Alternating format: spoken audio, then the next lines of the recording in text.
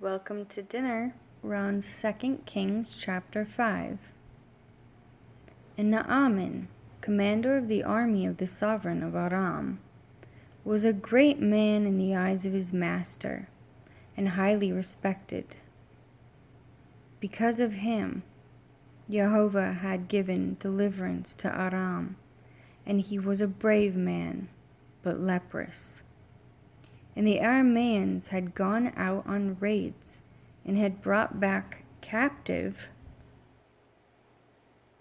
a young girl from the land of Israel, and she served the wife of Naaman. And she said to her mistress, "If only my master were with the prophet who is in Shomaron, then he would recover him of his leprosy." And Naaman went in and reported to his master, saying, "Thus and thus spoke the girl who is from the land of Israel." And the sovereign of Aram said, "Go, enter, and let me send a letter to the sovereign of Israel." And he went and took him 10 talents of silver, and 6,000 pieces of gold, and 10 changes of garments. And he brought the letter to the sovereign of Israel, which said, "And now, when this letter comes to you, see, I have sent Naaman my servant to you, so that you shall recover him of leprosy."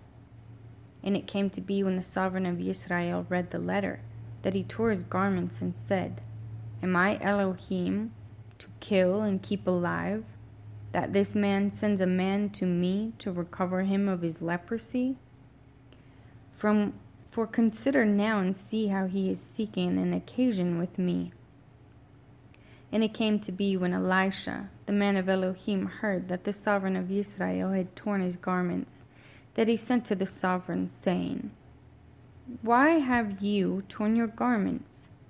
Please let him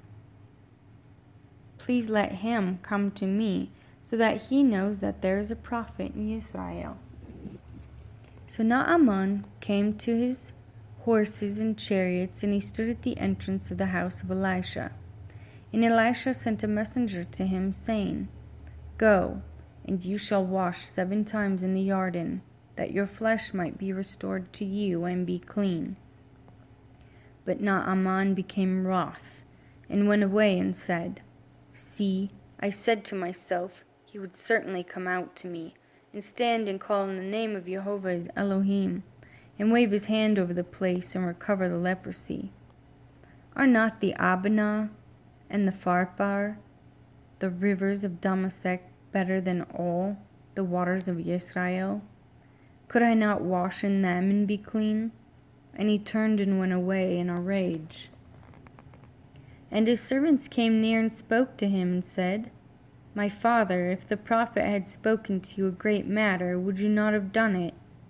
How much more then when he says to you, 'Wash and be clean'?" Then he went down and dipped 7 times in the Jordan, according to the word of the man of Elohim, and his flesh was restored, like the flesh of a little child, and he was clean. And he returned to the man of Elohim, he and all his company, and came and stood before him and said, "See, now I know that there is no Elohim in all the earth except in Israel, and now, please, take a gift for your servant." But he said, "As Jehovah lives, before whom I stand, I do not accept it." And he pressed on him to accept it, but he refused. Then Naaman said, "If not, please let your servant be given 2 mule loads of earth. For no longer is your servant going to make an ascending offering and slaughtering to other mighty ones, but to Jehovah. Jehovah grant forgiveness to your servant in this matter. When my master goes into the house of Rimmon to worship there, and he leans on my hand, and I bow down in the house of Rimmon, when I bow down in the house of Rimmon, Jehovah, please grant forgiveness to your servant in this matter." And he said to him, "Go in peace." And he went from him some distance. And Gehazi, the servant of Elisha, the man of Elohim, said, "Look, my master has spared Naaman, this Aramean while not receiving from his hands what he brought, but as Jehovah lives, I shall run after him and take whatever from him. And Gehazi pursued Naaman, and when Naaman saw him running after him, he came down from the chariot to meet him and said, Is there peace? And he said, Peace, my master, has sent me, saying, Look, even now, 2 young men of the sons of the prophets have come to me from the mountains of Ephraim. Please give them a talent of silver and 2 changes of garments. And Naaman said, Please accept 2 talents. And he urged him, and bound 2 talents of silver in 2 bags with 2 changes of garments, and handed them to 2 of his servants, and they bare them ahead of him. And when he came to the high place, he took them from their hand, and stored them away in the house, and let the men go, and they went. And he went in and stood before his master, and Elisha said to him, Where did you go, Gehazi? And he said, Your servant did not go anywhere. But he said to him, Did not my heart go with you when the man turned back from his chariot to meet you? It is time to accept silver, and to accept garments, and olive trees, and vineyards, and sheep, and cattle, and male and female servants. So the leprosy of Naaman cling to you and your descendants forever. And he went out from him as leprous as snow. And the sons of the prophets said to Elisha, See, the place where we dwell with you is too small for us. Please let us go to the Jordan, and let every man take a long log from there, and let us make there a place to dwell. And he answered, Go. Then the one said, Please undertake to go with your servants. And he answered, I shall go.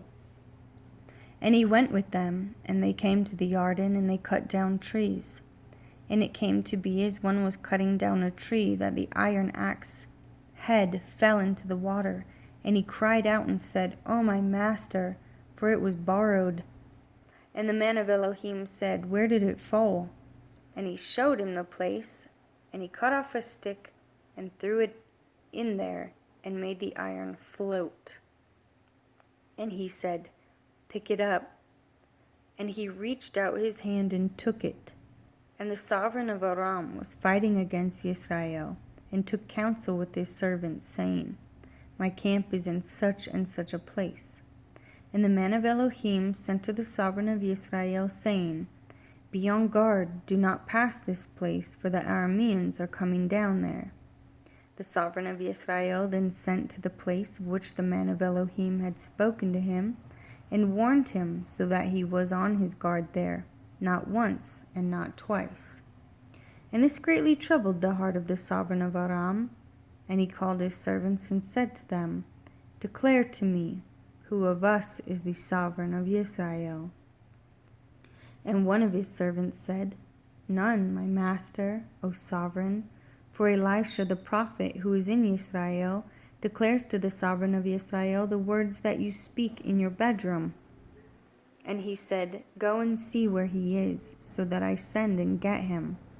And it was reported to him, saying, See, he is in Dothan. And he sent horses and chariots and great army there, and they came by night and surrounded the city. And the servant of the man of Elohim rose early, and went out, and saw an army surrounding the city with horses and chariots. And his servant said to him, O my master, what do we do? And he answered, Do not fear, for those who are with us are more than those who are with them. And Elisha prayed and said, Jehovah, I pray, open his eyes and let him see. And Jehovah opened the eyes of the young man, and he looked and saw the mountain covered with horses and chariots of fire all around Elisha. And when they came down to him, Elisha prayed to Jehovah and said, Strike this nation with blindness, I pray. And he struck them with blindness according to the word of Elisha. And Elisha said to them, This is not the way, nor is this the city. Follow me, and let me bring you to the man whom you seek. But he led them to Shomoron. And it came to be, when they had come to Shomeron, that Elisha said, Jehovah, open the eyes of these men so that they see. And Jehovah opened their eyes, and they looked and saw that they were in the midst of Shomeron. And when the sovereign of Israel saw them, he said to Elisha, My father, should I strike? Should I strike? But he said, Do not strike. Do you strike those whom you have taken captive with your sword and your bow? Set food and water before them, and let them eat and drink, and go in their midst.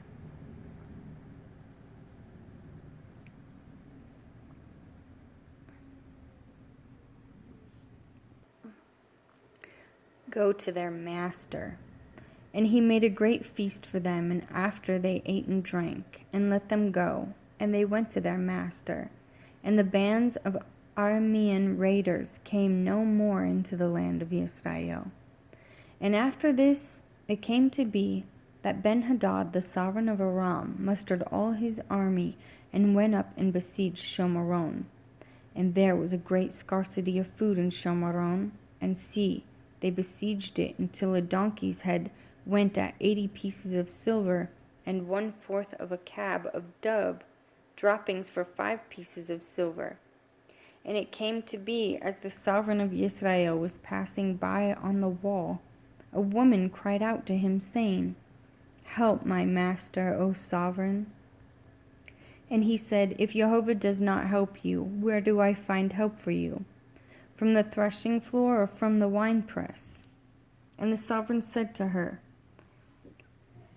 What is troubling you? And she answered, This woman said to me, Give your son, and let us eat him today, and tomorrow we eat my son. So we cooked my son and ate him. And I said to her on the next day, Give your son, and let us eat him. But she has hidden her son. And it came to be, when the sovereign heard the words of the woman, that he tore his garments. And as he passed by on the wall, the people looked and saw the sackcloth on his body underneath. And he said, Elohim, do so to me and more also, if the head of Elisha, son of Shaphat, remains on him today. And Elisha was sitting in the house, and the elders were sitting with him. And the sovereign sent a man ahead of him. But before the messenger came to him, he said to the elders, Do you see how this son of a murderer has sent someone to take away my head? Look, when the messenger comes, shut the door, and hold him fast at the door. Is it not the sound of his master's feet behind him? While he was still speaking with them, then see, the messenger came down to him, and he said, Look, this evil is from Jehovah. Why should I wait for Jehovah any longer? And Elisha said, Hear the words of Jehovah. Thus said Jehovah, about this time tomorrow, a seah of fine flour for a shekel, and 2 seahs of barley for a shekel, at the gate of Shomeron. And an officer, on whose hand the sovereign leaned, answered the man of Elohim and said, Look, if Jehovah is making windows in the heavens, shall this word come true? And he said, Look, you are about to see it with your eyes, but not eat of it. And there were 4 leprous men at the entrance of the gate, and they said to each other, Why are we sitting here until we are dead? If we shall say, Let us go into the city, the scarcity of food is in the city, and we shall die there. And if we sit here, we shall die. And now, come, let us surrender to the army of the Arameans. If they keep us alive, we live, and if they kill us, we shall die. So at twilight they rose up to go to the camp of the Arameans. And when they had come to the outskirts of the Aramean camp, look, no one was there. For Jehovah had caused the army of the Arameans to hear the noise of chariots and the noise of horses, the noise of a great army. And they said to each other, Look, the sovereign of Israel has hired against us the sovereigns of the Hittites and the sovereigns of the Misrians to come against us. So they rose up and fled at twilight, and left the camp as it is, their tents and their horses and their donkeys, and they fled for their lives. And when these lepers came to the outskirts of the camp, they went into one tent and ate and drank, and took from their silver and gold and garments, and went and hid them. And they came back and went into another tent, and took from there, and went and hid it. Then they said to each other, "We are not doing right. This day is a day of good news, and we are keeping silent. And if we wait until morning light, then evil shall come upon us. And now, let us go and inform the house of the sovereign." And they came and called to the gatekeepers of the city, and informed them, saying, "We went to the camp of Aram, and look, there is not a man or a voice of a man, only horses tied and donkeys tied, and the tents as they were." And the gatekeepers called, and they informed the house of the sovereign inside. So the sovereign rose up in the night and said to his servants, "Let me now inform you what the Arameans have done to us. They know that we are starving, so they have gone out of the camp to hide themselves in the fields, saying, 'When they come out of this city, we shall catch them alive and enter into the city.' And one of his servants answered and said, 'Please, let some take 5 of the horses that are left in the city. Look, they are like the entire crowd of Israel that are left in it. Look, they are like the entire crowd of Israel left from those who are consumed. So let us send and see.' They then took 2 chariots with horses, and the sovereign sent them in the direction of the camp, Aram, saying, 'Go and see.' And they went after them to the Jordan, and look, all the way was littered with garments and weapons which the Arameans had thrown away in their haste. And the messengers returned and reported to the sovereign. And the people went out and plundered the camp of Aram. So a seah of fine flour for a shekel, and 2 seahs of barley for a shekel, according to the word of Jehovah. And the sovereign had appointed the officer on whose hand he leaned to be in charge of the gate. But the people trampled him in the gate, and he died, as the man of Elohim had said, who spoke when the sovereign came down to him. And it came to be, as the man of Elohim had spoken to the sovereign, saying, 2 seahs of barley for a shekel, and a seah of fine flour for a shekel. At this time tomorrow in the gates of Shomaron. That officer answered the man of Elohim and said, 'Now look, if Jehovah is making windows in the heavens, is it according to this word?' And he had said, 'Look, you are about to see it with your own eyes, but not eat of it.' And so it came to be for him, for the people trampled him in the gate, and he died. And Elisha spoke to the woman whose son he had restored to life, saying, 'Rise up and go, you and your household, and sojourn wherever you do sojourn. For Jehovah has called for a scarcity of food, and also it is coming upon the land for 7 years.' And the woman rose up and did according to the word of the man of Elohim. And she went with her household and sojourned in the land of the Philistines 7 years. And it came to be at the end of 7 years that the woman returned from the land of the Philistines. And she went to cry out to the sovereign for her house and for her land.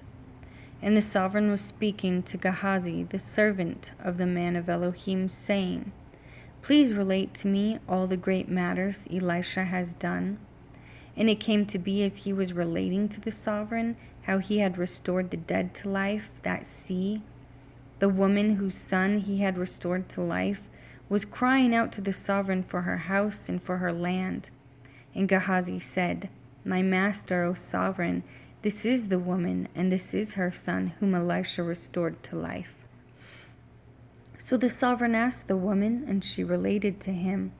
And the sovereign appointed a certain eunuch for her, saying, 'Return all that was hers, and all the increase of the fields, from the day that she left the land until now.' And Elisha came to Damascus, and Benhadad, sovereign of Aram, was sick. And it was reported to him, saying, 'The man of Elohim has come here.' And the sovereign said to Hazael, 'Take a present in your hand, and go to meet the man of Elohim.' and inquire of Jehovah by him, saying, Do I recover from this sickness? And Hazael went to meet him, and took a present with him of all the good wares of Damasek, 40 camel loads.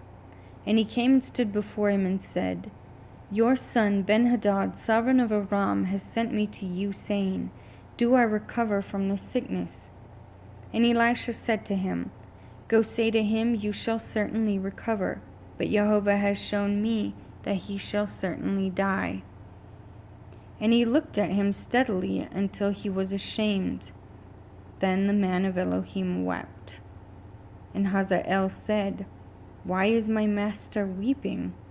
And he answered, Because I know the evil that you are going to do to the children of Israel, setting their strongholds on fire and killing their young men with the sword, and dashing their children and ripping open their women with child.